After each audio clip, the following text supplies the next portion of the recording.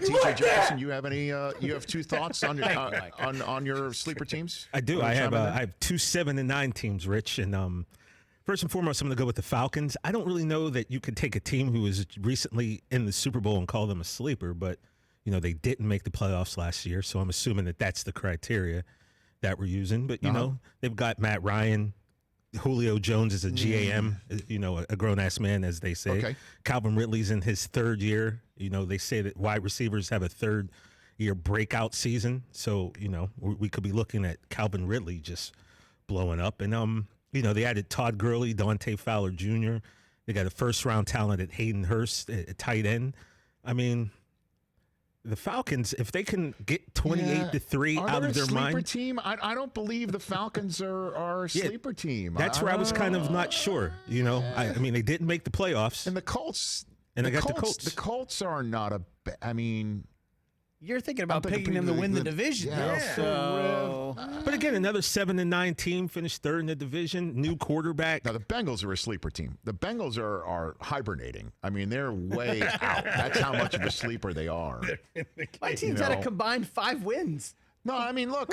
Both were under 500. No, look, the Falcons, as we both had Dan Quinn and Matt Ryan on, Dan Quinn was essentially fired. He was at last year's bye, and then they finished. They finished very well last year. Won their last 4 games, looked strong. Again, I wasn't sure. I just don't know if a team with a former MVP quarterback and Julio Jones on it could be considered. But nobody's thinking that they're winning the division. That is true. That's a fact. That is true. So are we agreeing with the sleeper or we're not? Well, we're disagreeing with the sleeper.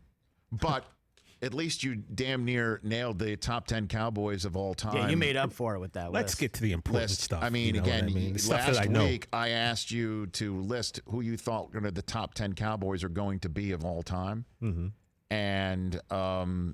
And you nailed it, essentially. 9 out of 10. You got 9 out of the 10 Dallas Cowboys of all time. And I have to say that I was aware of who the bottom 30 were. So we knew 60 through 30. I didn't know who 30 through 1 was. So it was just, I kind of looked and saw who wasn't there and look at you. Made a guess. You thought Emmett should be 1. He was really 3. Yeah. You thought Staubach should be 2. He was really 1. You thought Lilly would be 3. He was really 2.